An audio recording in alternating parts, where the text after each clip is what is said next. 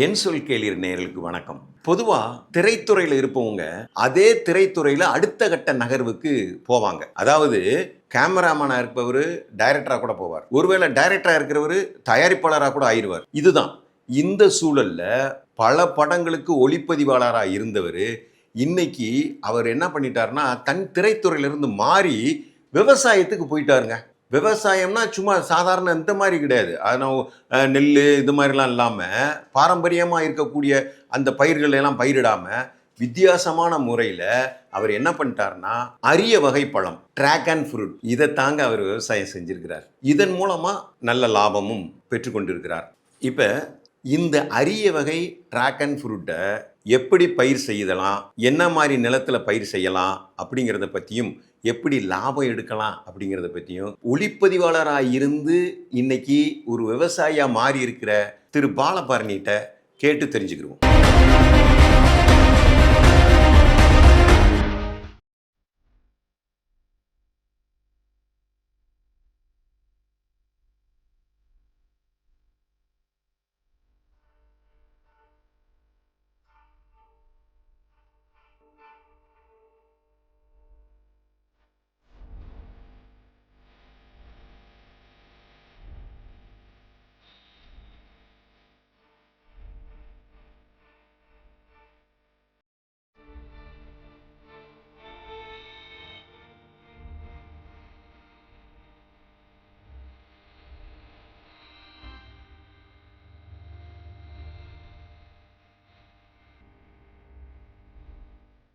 எப்படி இந்த dragon fruit பழத்தை விவசாயம் பண்ணணும்னு உங்களுக்கு தோணுச்சு? சார் நம்ம பயிரிட்டிருக்க பழம் டிராகனில் தைவான் ரெட் கிங்.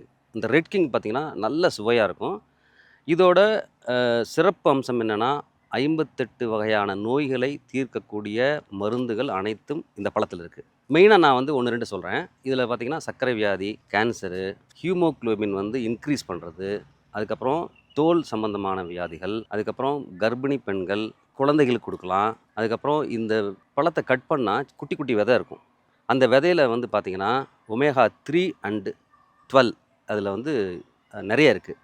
இந்த ஒமேகா 3 பார்த்திங்கன்னா சாலமன் ஃபிஷ், அதாவது -, டிகிரியில் இருக்கக்கூடிய கடலில் இருந்து வரக்கூடிய சாலமன் ஃபிஷ்லேருந்து எடுக்கக்கூடியது தான் அந்த ஒமேகா 3. அது பார்த்திங்கன்னா இந்த பழத்தில் அவ்வளோ இருக்குது. ஸோ இது மாதிரி நிறைய மருத்துவ குணம் உள்ள நிறைய விஷயங்கள் இருக்குது. அதில் நான் 1, 2 தான் சொல்லியிருக்கேன். இதை நம்ம நெட்டில் சர்ச் பண்ண நிறைய வருது. இந்த பழத்தை கண்டிப்பாக ஒவ்வொருவரும் நம்ம தினம் ஒரு பழம் சாப்பிட்றது மிகவும் நல்லது. அதுவும் பார்த்திங்கன்னா இதில் பொட்டாசியம், அதுக்கப்புறம் நைட்ரஜன், அதுக்கப்புறம் மலச்சிக்கலுக்கு மிகவும் நல்ல ஒரு பழமாகும். திரைத்துறையிலிருந்து நீங்கள் இந்த விவசாயத்துக்கு வந்ததனுடைய நோக்கம் என்ன? நான் என்னோட இளமை காலம் சினிமாவில் நான் அதுவும் ஒளிப்பதிவாளராக நிறைய படங்கள் பண்ணி அதில் கிடைக்கிற ஒரு சந்தோஷம் அப்படிங்கிறது ஒரு அலாதி. பட் அதையே விட இப்போ நான் ஒரு 50+ நான் ஒரு விவசாயம், அதுவும் நம்ம குலத்தொழில் தாத்தா அப்பா பண்ண அந்த விவசாயத்தை கையில் எடுத்து நான் பண்ணுறதுங்கிறது எனக்கு ரொம்ப மன திருப்தியாக இருக்குது. நான் பார்த்திங்கன்னா கிட்டத்தட்ட இந்த லேண்டில் ஒரு 3.5 ஏக்கர் லேண்டில் கிட்டத்தட்ட இந்த டிராகன் மட்டுமே நான் 5000 பிளான்ட் வச்சுருக்கேன். ஸோ 5000 உயிர். எதுக்காக நான் இந்த எண்ணிக்கையை நான் இப்போ பேச வரேன் அப்படின்னா, நான் என்னதான் இருந்தாலும் திரைத்துறையில் நான் போகாத நாடுகள் இல்லை, போகாத ஸ்டேட் இல்லை, பார்க்காத மனிதர்கள் இல்லை, எல்லா லாங்குவேஜ்லையும் ஒர்க் பண்ணியிருக்கேன். இருந்தாலும் இந்த பசுமையான ஒரு இடத்துக்குள்ளே ஒரு 8000 உயிர்களை நான் உருவாக்கியிருக்கேன். இந்த உயிர்கள் மத்தியில் ஒரு ஒரு பசுமையான ஒரு சந்தர்ப்பத்தில், சூழ்நிலையில் நான் நல்லபடியாக வாழ்ந்துட்டுருக்கேன். மிகவும் ரொம்ப சந்தோஷமாக இருக்குது. அதாவது இந்த டிராகன் ஃப்ரூட் விவசாயத்துக்கு ஏற்ற மண் வளம் இங்கே இருக்குதா? இந்த மண்ணோட வேற எதுவும் உரமெல்லாம் சேர்த்து அப்படியே நீங்கள் விவசாயம் பண்ணுறீங்களா?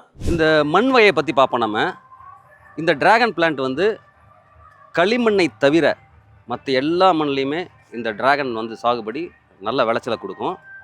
களிமண்ணை பற்றி நான் ஏன் சொல்கிறேன்னா, இந்த தாவரத்தோட வேர் பார்த்திங்கன்னா சல்லி வேர். வேர் மேலால் தான் படர்ந்து நிற்கும். ஸோ அப்படிங்கும்போது உங்களுக்கு களிமண்ணில் பேசிக்காக வாட்டரை சேர்த்து வச்சுக்கும். ஸோ இந்த வேர் அந்த தண்ணி சேர்த்து வச்சுருந்தா பிளான்ட் அழுகிரும். அதனால் களிமண்ணில் நம்ம இந்த சாகுபடி நல்லா வராது. அதுபோக எல்லா மண்ணுலேயுமே நல்லபடியாக அருமையான ஒரு சாகுபடி கிடைக்கும். சார் ஆக்சுவலாக இயற்கையாக தான் பண்ணுறேன் நான். இது நம்மகிட்டே வந்து மாடு இருக்குது. அந்த மாட்டோட சாணம், அப்புறம் வந்து ஆட்டு புழுக்க இருக்குது பார்த்தீங்களா, அதை நான் வந்து நல்லா நுணுக்கி அதை வந்து கொடுப்பேன். அது அது மட்டுமே இல்லாமல் சாம்பல் ஆட் பண்ணுவேன். சாம்பல்னால் நம்ம அதாவது சாம்பல் வந்து கருப்பு கலராக இருக்கக்கூடாது, கிரே கலரில் இருக்கணும். அந்த சா சாணமும் அந்த சாம்பலும் கலந்து நான் வந்து ஒரு 3 மாதத்துக்கூட நாங்கள் வந்து இந்த பெட்டில் நாங்கள் அப்படியே போடுவோம். ஸோ ஆல்ரெடி பார்த்தீங்கன்னா தெரியும். இது இது வந்து சாணம் தான். சாணம் போட்டிருக்கு பார்த்தீங்களா? ஸோ இதில் ஒரு சேலஞ்சிங்கான விஷயம் என்னன்னாக்க, இப்போ இங்கே பார்த்தீங்கன்னா 1, 2 களை இருக்கும். இந்த பாருங்க, இந்த களை இருக்கு இல்லையா? இந்த களையெல்லாம் நாங்கள் வந்து மேனுவலாக நாங்கள் எடுப்போம் வெளியில். ஏன்னா வந்து இந்த களை எப்படி வருது அப்படின்னு பார்த்தீங்கன்னா, மாட்டோட சாணமும் ஆட்டோட சாணம் போடும்போது மாடு வந்து வெளியில் மேய்ஞ்சிட்டு வருது பார்த்தீங்களா? ஸோ அதுலேருந்து இந்த சாணத்துலேருந்து வரக்கூடிய விதையிலேருந்து முளைக்கக்கூடிய களை இது. இதுக்கு இந்த களையை கண்ட்ரோல் பண்ண என்ன பண்ணணும்? ஸோ ரெகுலராக நாம் வந்து கூலி ஆளை வச்சு நம்ம வந்து களை எடுக்கிறேன். அது போக இந்த களையை கண்ட்ரோல் பண்ணணும் அப்படிங்கிறதுக்காக வந்து என்னோட நண்பர் ஒருத்தர் சொன்னார். நம்ம தேங்காய் காயர் பித்துன்னு சொல்லுவோம். இந்த தென்னை மஞ்சுன்னு சொல்லுவாங்க. அந்த மஞ்சு வந்து நான் ஃபில்லப் பண்ணேன். எனக்கு பாதி காடு வரைக்கும் நான் ஃபில்லப் பண்ணியிருக்கேன். இன்னும் பாதிக்கு மேலே இன்னும் போட வேண்டியிருக்கு. ஸோ அது பார்த்திங்கன்னா, அந்த பாதி காட்டில் வரைக்கும் எனக்கு வந்து நிறைய வந்து இந்த களைகள் வந்து எனக்கு நல்லாவே கண்ட்ரோல் ஆகிருக்கு. இப்போ நம்ம வந்து உரம் எப்படி கொடுக்குறத பற்றி நம்ம பேசணும். இப்போ வந்து தெளிப்பானாக நான் சொல்கிறேன். அதாவது தெளிப்பானாக ஸ்ப்ரே, அதாவது நம்ம வந்து பேட்டரி ஸ்ப்ரேயில் நான் வந்து நானே ஸ்ப்ரே பண்ணுவேன். அதில் பார்த்திங்கன்னா வந்து நான் வந்து பஞ்சகாவியம், ஜீவாமிர்தம், அதுக்கப்புறம் வந்து ஈயம் கரைசல், அதுக்கப்புறம் மீன் அமிலம், இந்த மாதிரியான நம்ம இயற்கையாக நம்ம இங்கேயே தயாரிக்கிறோம். ஸோ அந்த மாதிரியான தெளிப்பான நான் வந்து தெளிக்கிறதுனால எனக்கு வந்து நல்ல ஈல்டும் அதான் ஃப்ளவரிங் ஸ்டேஜ். இப்போ இது பார்த்திங்கன்னா, இது வந்து ஃப்ளவர். இந்த ஃப்ளவர் பற்றி ஒரு இன்ட்ரெஸ்டிங்கான மேட்டர் இருக்குது, நான் சொல்கிறேன்.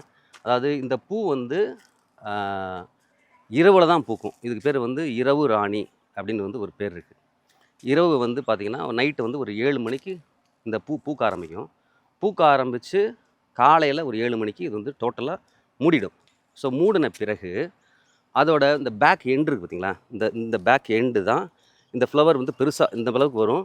இந்த பேக் எண்டில் தான் வந்து அந்த காய் டெவலப் ஆகும். டெவலப் ஆகி அது எப்போ மூடிச்சோ அதுலேருந்து 25 டேஸ் இந்த மாதிரியான காய் வந்து வர ஆரம்பிக்கும். ஸோ இந்த காய் வந்து என்ன நடக்கும்னாக்க 25லேருந்து 30 நாள், அந்த ஃப்ளவர் மூணு அன்னைக்கிலேருந்து 25 30 நாளில் இது காய் அப்படியே கொஞ்சம் பெருசாக வந்து இது அப்படியே கலர் வந்து டோட்டலாக நல்ல ஒரு ரெட்டிஷாக வந்து நம்ம பார்க்குறக்கே கண்ணை பறிக்கிற மாதிரி இருக்கும். அதுதான் நம்ம வந்து ஹார்வெஸ்ட் பண்ணக்கூடிய டைம். இந்த டிராகன் ஃப்ரூட் விவசாயத்துக்கு எவ்வளவு இடத்த நீங்கள் ஒதுக்கியிருக்கிறீங்க? இதுக்கு ஆக்சுவலாக எவ்வளவு இடம் தேவைப்படும்? நான் வந்து பார்த்திங்கன்னா, கிட்டத்தட்ட இந்த லேண்டில் ஒரு 3.5 ஏக்கர் லேண்டில் கிட்டத்தட்ட வந்து இந்த டிராகன் மட்டுமே நான் 5000 பிளான்ட் வச்சுருக்கேன். இந்த டிராகன் ஃப்ரூட் பழங்களை எல்லாம் எக்ஸ்போர்ட் பண்ணணுங்கிற மாதிரி ஒரு எண்ணம் இருக்கா? இந்த மதிப்பு கூட்டல்னு ஒன்று இருக்குது பார்த்தீங்களா, அது மாதிரி எதுவும் பண்ணலாம்ங்கிற ஒரு எண்ணம் உங்கள்கிட்ட இருக்குதா? என்னோடய ஒய்ஃப் வந்து நிறைய அதை பற்றி ரிசர்ச் பண்ணிகிட்டு இருக்காங்க. எப்படின்னா வந்து நம்ம இதுக்கு அடுத்து வந்து மதிப்பு கூட்டலாக என்ன பண்ணலாம் அப்படிங்கிறத ஃப்யூச்சரில் வந்து நாங்கள் வந்து அதை கொஞ்சம் டெஸ்ட்லாம் எடுத்துகிட்ருக்கோம். அதுக்கு எங்கெங்கே சர்டிஃபிகேட் வாங்குறது, என்ன பண்ணுறது, அதுக்கப்புறம் ஃப்யூச்சரில் வந்து நம்ம வந்து வெளிநாட்டுக்கு ஏற்றுமதிக்கெலாம் கொஞ்சம் முயற்சிகள் நடந்துகிட்ருக்கு. அது நான் கரெக்டாக வந்து வர்றப்போ நான் தெரியப்படுத்துகிறேன். இந்த டிராகன் ஃப்ரூட் விவசாயத்துக்கு இந்த பராமரிப்பெல்லாம் எப்படி? சார், இது வந்து ஆக்சுவலாக நான் ஆல்ரெடி சொன்னேன் இல்லையா, அதாவது வந்து வேர் வந்து ரொம்ப தின்னான வேர் வந்து மேலால் தான் இருக்கும். அதுக்கு வந்து நம்ம என்னென்னா, பொதுவாக எல்லா பயிர்களுக்கும் நம்ம வந்து வாய்க்கால் தண்ணி பாய்ச்சுவோம். வாய்க்கால் தண்ணி பாய்ச்ச இதுக்கு தேவையில்லை. நான் வந்து ட்ரிப் வழியாக தான் நான் தண்ணி கொடுக்குறேன். அதுவும் வந்து வாரத்தில் 2 முறை இல்லை 3 முறை. 3 முறைங்கிறது பார்த்திங்கன்னா, அந்த வெயில் காலம் வரப்போ வந்து நான் 3 முறை தண்ணி கொடுப்பேன். இது வந்து கம்மியான அளவு தண்ணி தான் பாயும். ஸோ இதுக்கு வந்து தண்ணி அளவாக கொடுத்தாலே போதும். இது வந்து ஆல்ரெடி பார்த்திங்கன்னா வந்து நல்ல ஒரு முத்தின ஸ்டேஜில் இருக்கிற அந்த தண்டுகள் இது. ஸோ இந்த தண்டு பார்த்திங்கன்னா, இப்போ இதில் தான் வந்து ஒவ்வொரு முள் இருக்குது பார்த்திங்களா, ஸோ இந்த முள்ளில் தான் வந்து பட்ஸ் வர ஆரம்பிக்கும். ஸோ இங்கே நம்ம வந்து ப்ரூனிங் பண்ணால் தான் ஸோ இங்கே வந்து நமக்கு வந்து இந்த பட்ஸு வந்து வரும். இல்லைன்னா இந்த சத்துக்கள் பூரா அங்கே எடுத்துக்கும். ஸோ அதனால் வந்து கொஞ்சம் தேவையில்லாததை நம்ம ப்ரூனிங் பண்ணியே ஆகணும். ஸோ இப்போ வந்து பார்த்திங்கன்னா, நம்ம இதுதான் வந்து இந்த சொன்னல ஜூன் டு நவம்பர் இந்த ஈல்டிங் ஸ்டேஜ். ஸோ இப்போ நமக்கு கொஞ்சம் எருக்களும் இந்த மாதிரியான தேவையில்லாத கிளைகள்லாம் நம்ம கட் பண்ணுறது அவசியம்.